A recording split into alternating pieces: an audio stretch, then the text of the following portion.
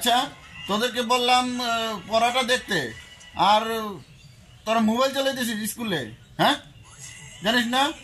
বন্ধ কর।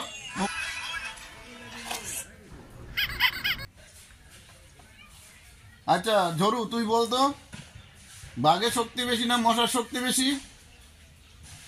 স্যার, মশার থেকে বাঘের শক্তি বেশি, বাঘ তো বড়। গাধা কোথাকার, কিচ্ছু হয় নাই, পড়াশোনা তো করবে না, এই নিয়ে এসে মোবাইল নিয়ে খালি আড্ডা। এবার টেপরি বল, বাঘের শক্তি বেশি না মশার শক্তি বেশি? স্যার, বাঘের শক্তি কম, মশার শক্তি বেশি। কিভাবে?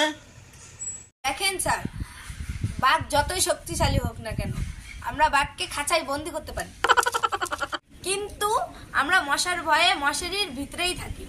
তাহলে স্যার, কার শক্তি বেশি, মশার না বাঘের?